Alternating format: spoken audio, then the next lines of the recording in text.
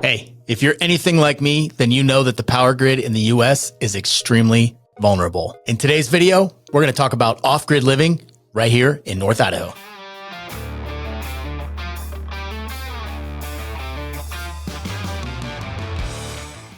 Hey guys, our real estate team, we get calls, texts, and emails every single day from people just like you trying to learn more about North Idaho. So if you're new to this channel, hit that subscribe button and tap the notifications bell. That will keep you up to date on all of our latest content. Also, be sure to check out our podcast on the same channel called The North Idaho Experience. We've got amazing guests right here from the local North Idaho community. Jumping right in. All right, off-grid living. So this is becoming more common up here. I know it's been around for a long time. In fact, that's how humans started. But, you know, with our modern amenities, it is a lot more difficult for most people to find that way of life. Off-grid living really ties into being self-sustainable, not relying on the power grid, not relying on the government to help you survive. So it's very American, old school American, right? And I think that's what attracts a lot of people. We get a lot of people moving up here to North Idaho and they want to homestead or they want to raise their families in an off-grid environment. And there are a lot of challenges, which we're going to talk about in the video, so stick around for that. But that appeal, I get it. It's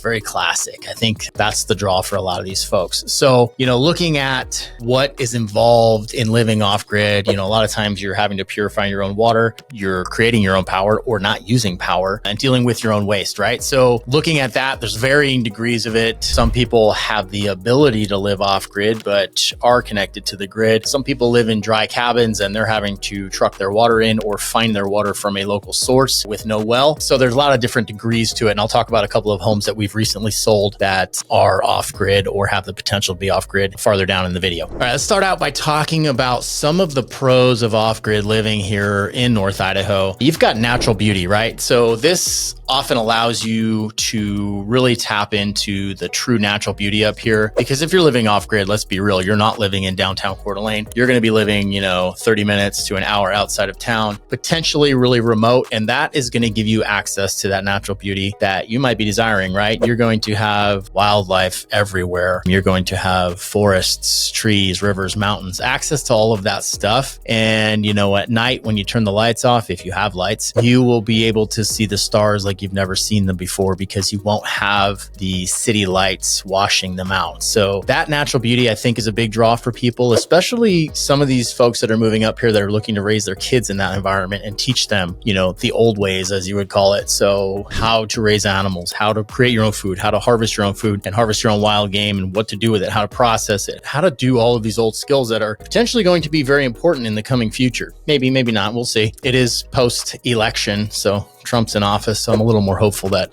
we won't descend into total chaos here, but who knows? Maybe down the road. Another pro is a lot of privacy, right? So if you're living off-grid, more than likely, like I said, you're outside of town quite a bit. You may be on 5, 10 or larger acreage, and you're going to have a lot of privacy. You're not going to be able to see your neighbors, maybe hear a chainsaw off in the distance, but maybe not. And I think a lot of people are seeking that privacy. People move up here and I often get that question, that wish for them is like, hey, I don't want to see a neighbor. I don't want to talk to anybody. And it's a lot of these old retared cops. You know who you are. I'll always ask them like, okay, that's cool. Like, does your wife want that too? Or do you have kids? Like, do you need to get to kid activities? So it's definitely something to consider, what's the lifestyle that you're looking to lead? And if you truly do want to be very secluded, then, an off-grid might be a good option for you because often running power or other amenities way out into these remote places becomes very expensive or sometimes impossible. All right, another thing about living off-grid here in North Idaho is that you will have a very good community of like-minded individuals.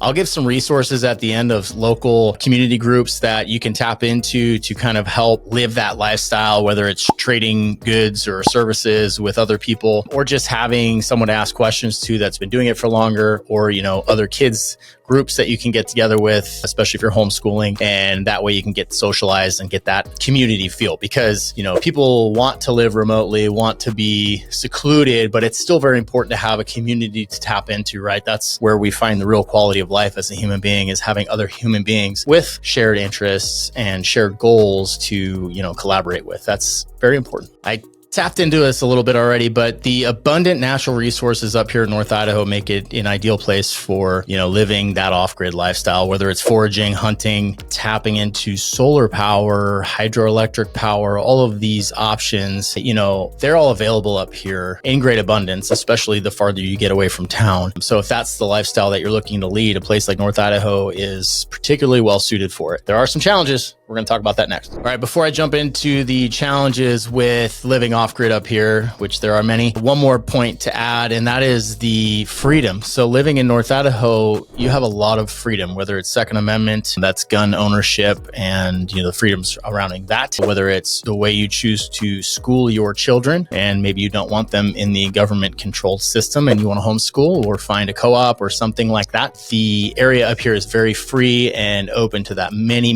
families choose to homeschool their kids up here in North Idaho. So that's a cool thing because there are so many resources to help support you in that. Also, we have medical freedoms, right? No one's forcing you to wear masks up here and play that silly game. But so it's kind of nice to see that, So freedom, very free place. And I think that's definitely a big attraction for most folks. All right, time to get in the negatives. Okay, first up for the negatives or the challenges of living off-grid here in North Idaho, and that's going to be the weather. Cold winter months, and they can be pretty long and pretty dark. I had a client text me yesterday who just moved here and he's like, dude, what's up with it getting dark at 4 o'clock in the afternoon? And I was like, well, welcome to wintertime in North Idaho, buddy, because that's pretty much the way it is. The flip side is at summertime, it stays light very long. So you got that coming. But wintertime, it does get dark early, and the winter can be cold and pretty harsh, especially if you're living far outside of town. If you have any elevation to where you're living, you're going to be getting hit with a lot more snow, a lot more ice. And that presents a lot of challenges when you're living off grid, because if you're running solar, you may not be producing as much power when you have those long overcast days and weeks that drag on and on, January, February, March. So it's just something to consider. If you're trying to get hydroelectric power, maybe that water's not flowing when it's super cold out and things are freezing over. You've got to plan for insulation in whatever structure that you're living in. Make sure it's really well insulated. More than likely, you'll be heating with wood in a fireplace, and making sure you have enough wood stacked up through the wintertime so that you can last for those months, because it could be very challenging to get out and harvest more wood, and especially finding nice, dry, seasoned wood. I touched on this a little bit in the previous section, but having access to those utilities, that power source that you might be using, keeping things warm, right? Batteries, when they get really cold, they tend not to be very effective. So you need to keep them warm. And once again, that falls down to wood heat, maybe a pellet stove. They do make gravity feed pellet stoves, which can be a great option for you if you don't have access to large amounts of firewood. But in general, if you're living off grid, you probably have some land and you are more than likely able to harvest your own firewood. Just make sure you stock up, in the summer and fall prior to it getting very cold. The other thing is waste. So if you're living on a septic system, you're going to need running water for that to flush the toilet down into the leach field and the tank. So just something to consider that, keeping fresh water running year round can be a challenging task. You may be on a well, which then would be powered by solar or a generator or hydroelectric that will supply you water. But once again, you need to keep things warm so it's flowing. And if not, if you're on a pit toilet or, an outhouse or something like that, you can function that thing year round. People have been doing that forever, and that won't be a problem. But one thing to consider is how are you going to get rid of your human waste and your garbage and make sure things are clean and sanitary in your house. Next up, wildlife. So that is definitely something to consider. I've talked about this in previous videos, and this isn't necessarily from a safety standpoint in this video, but it is from the standpoint of protecting your food supply and making sure, bears, wolves, lions don't get into your livestock and or where you have stashed your food. So, if you have a secure place inside a structure, that's great. You can keep your food in there and keep the bears out. If you're living really rough, then you might need to hang your bags of food in a tree so that the bears don't get after it that way. But definitely consideration. There's lots of smaller varmints as well. Coyotes, raccoons, possums, all that stuff is up here. Skunks, porcupines, and they will tear up into your food as well. So keep that in mind. They will kill your livestock if they can. So keep an eye on your chickens and, obviously larger animals as well. But definitely something to keep in mind is that that situation right there, wildlife. All right, last up, and I did touch on this already too, but it is definitely a potential con, is isolation, especially in those winter months. If you are living very remotely, it could be very difficult to dig yourself out of the snow to get into town. So you're going to potentially have months of isolation, and that can be difficult for some people to deal with. Some people love it, but I myself would not. So make sure you have lots of books, games, things like that, and potentially some way to dig yourself out so you can go see someone face to face and get a little human interaction, because that is extremely important. Okay, so when we talk about homesteading or off-grid living, what are some of the skills that are necessary to do that? If you're moving from city life and you've been living in an apartment your whole life and you're going to go straight to living in 20 acres in the woods, take that a little slower, right? Baby steps maybe, because that could be a big transition for you and you might be setting yourself up for failure. I have seen that happen where people move up here and they're like, I'm going to homestead. And a year later, they're trying to sell their house because it just didn't work out. Don't want to see that happen. So,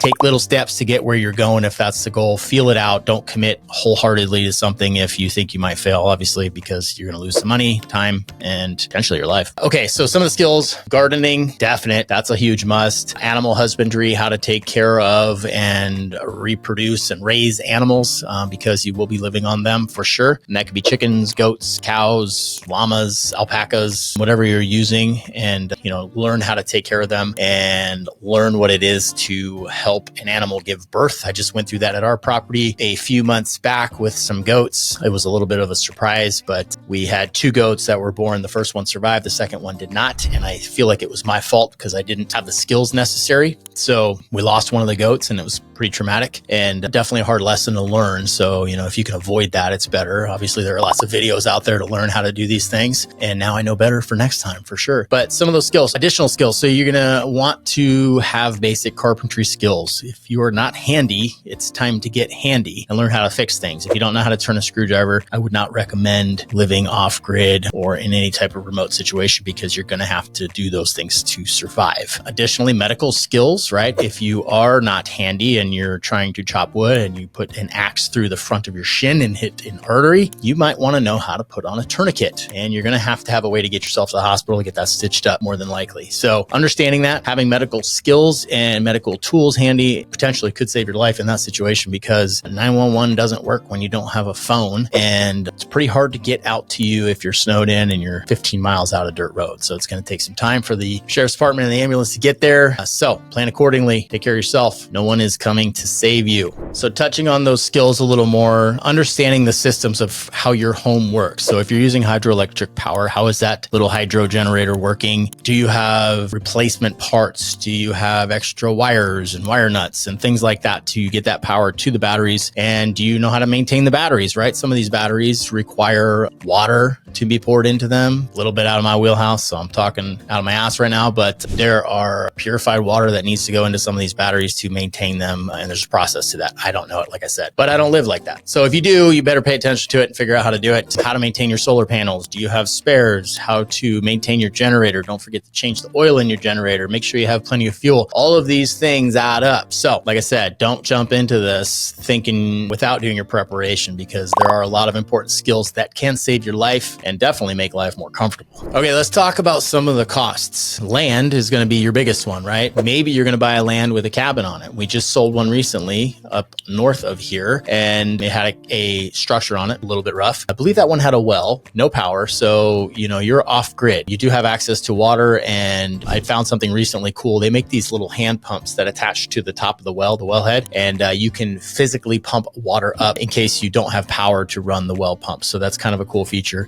Those do exist. I would always recommend getting one of those if you have a well, just in case. But so these folks bought a beautiful chunk of land, and they are prepared. They know what they're doing, and they are going to raise their family up on an off-grid homestead right here in North Idaho. But that one, I want to say, was in the $300,000 price range. So land up here is not cheap. If it is cheap, there's probably something wrong with it. I get those calls a lot. Look, I found this one for $50,000. I'm like, that's great. It's literally on the side of a mountain, and there's 5 roads cutting through it. So know that. If it seems too good to be true, it probably is. But if you have a question, you can always reach out and ask. We can do our homework on this end and verify. So So if you think you're going to come up here and buy 100 acres with a cabin for $75,000, it is not going to happen, unfortunately. North Idaho is no longer that cheap. You're going to be spending some coin. Like I said, that one that we sold recently, I want to say it was 10 acres, not super far out of town, but not super close. And like I said, it was in the $300,000 range. So land is not cheap, but if that is your goal, you can probably find a decent piece of land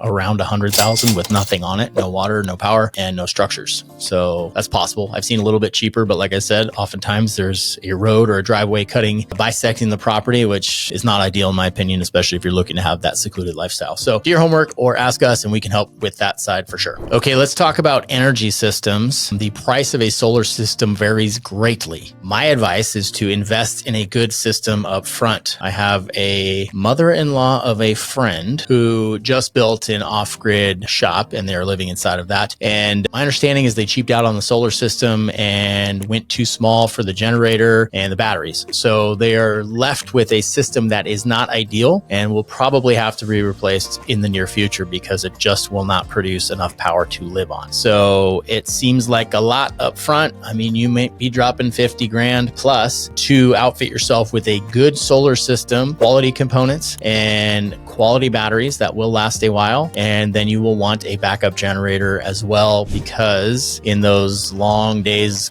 weeks, months, when you're not producing a lot of solar, you will need the generator to recharge the batteries. That's if you're going to be using electricity frequently throughout the day. If you don't care, then you can live in a cabin in the woods without any of that. And that's fine. But like I said, if you have kids and you're trying to live that lifestyle, generally you will want to have some source of power because it does get dark here at 4 p.m. You would use a lot of candles to keep light out, or just go to bed at 4:30. That's an option. So to drill a well up here, expect to spend 20 to 40,000, I would say. I think they're running about $1,000 a foot right now. And, you know, if you're up in the mountains, it's likely going to be pretty deep. So something to consider, that well cost can add up very quickly. So definitely pay attention to that. Make sure you budget accordingly if you're planning for that. So they can get very expensive and sometimes they're backed up for months before they can get out to your property. So if you're thinking about doing one, plan ahead, like I said, and, you know, get on the books at least. Make sure you have enough money for that. Go for it. Septic, same thing. Easier to get done. You will be in the 10,000-ish range for probably the low end, up to 25,000 plus if it needs to be an engineered system. Now, if you're living way out in the middle of the woods, pretty unlikely that you're going to need an engineered system and you can probably just do whatever you want. But there are codes for that. Panhandle Health will regulate how you do that, right? They don't want wastewater going into streams and rivers and things like that. So that is one of the more regulated things up here, is making sure your waste is dealt with accordingly. Now, if you're in a cabin in the woods and nobody knows about it, you can just dig out a house, do whatever you want. Okay, additional costs would be maintenance. We kind of talked on this a little bit, making sure that you have supplies to fix all of your stuff, repair roofs, wood stoves, sheet metal, all that stuff. Like, make sure you have a good stockpile of that if you don't have access to get into town for an extended period of time. Additionally, if you need to worry about snow removal, some type of machine to do that. And if you're that far out, it's probably going to be something with a plow or a tractor with a plow or a giant snowblower, but those things require fuel and maintenance. So, you know, make sure you have your grease gun and your grease and lots of diesel fuel stocked up to maintain those items through the winter time. Like, God forbid your machine goes down and you literally can't get out. That could be very troublesome for you. So maybe having a backup plan as well. That could be a snowmobile or side by side with tracks or something to get through large amounts of snow where you can get to civilization and get those items that you need. Okay, I promised I was going to talk about a couple of homes that we sold. We talked about the dry cabin. Another one that is actually closing this week is it's a earth home. So it's partially built underneath dirt. There's dirt on the roof and grass on top of that. Really cool structure. The solar panels are up top and they've got some skylights that actually pop up through there as well that you can open. Beautifully done. And it's on 10 acres bordering forest, national forest land. So really an ideal setup, but it is completely off grid. It's got solar panels with a backup generator and a buried 1,000-gallon propane tank to supply the generator when they're not getting enough solar. And then that feeds the batteries. The heat in that home is a wood burning boiler boiler system that does radiant floor heating. So it's really well thought out, very cool. Because it's partially buried, the ambient temperature in there is always,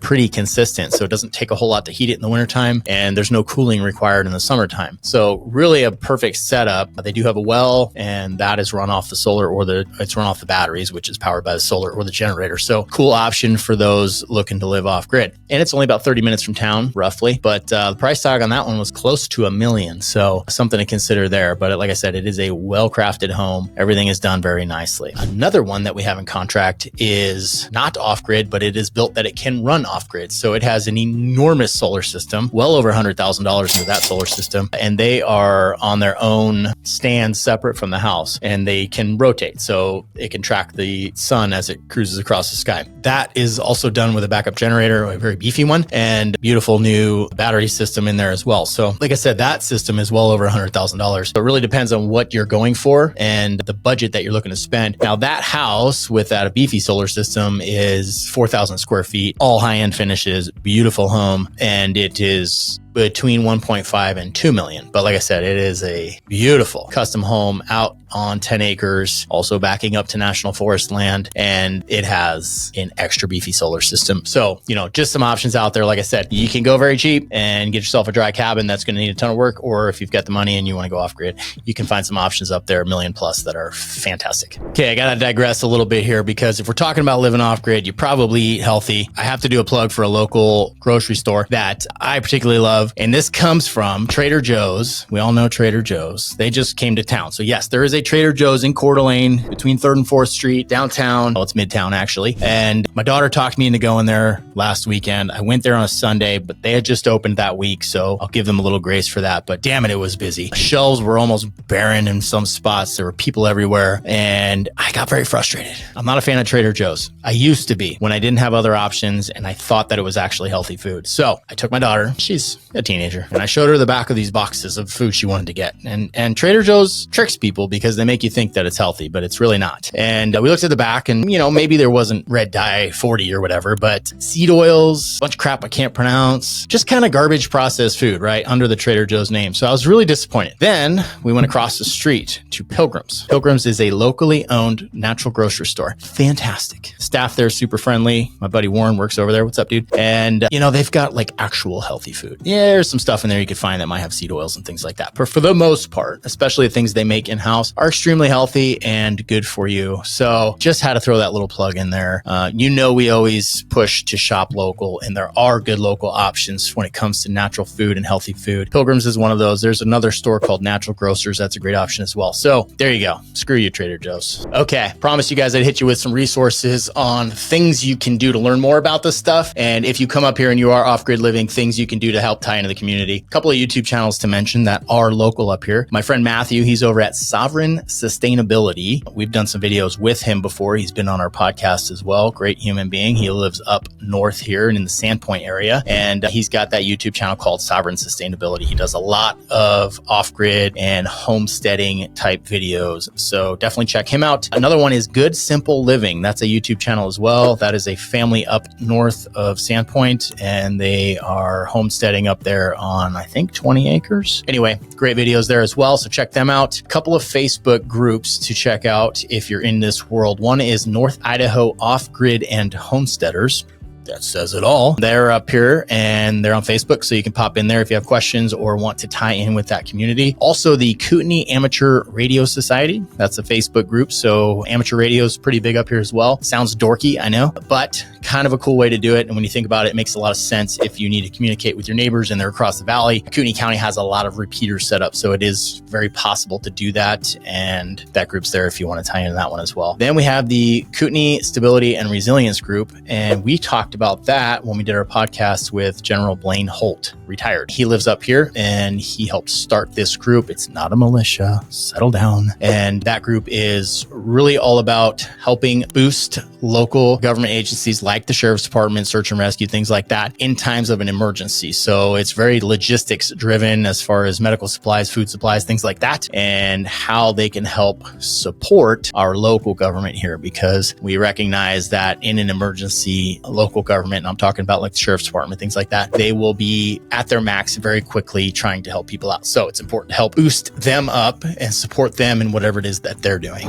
Those are some of the resources. I'm sure there are many more that I missed. If you got one, drop it in the comments. I'd love to hear about it. But thank you guys. This video about off-grid living and I guess homesteading right here in North Idaho. I hope to shed a little information or shed some light on it and provide some information for you guys so you can understand what you're getting into, because we do get that question a lot. People looking to move here and do that. It's important you do your research so you don't jump into something too soon and then tell us you want to sell it in a year, because we don't want to see that. Even though that's how we make our money, still not cool. So remember guys, if you are looking to move here right now or a year from now, it doesn't matter. Shoot us a call, text, or email. If you have questions about this stuff, shoot me an email. It's pretty low commitment level there. We will respond. I promise you that. And we'll get that conversation started, help you guys out as best we can on this end to help you make that smooth move right here to North Idaho. Thank you guys.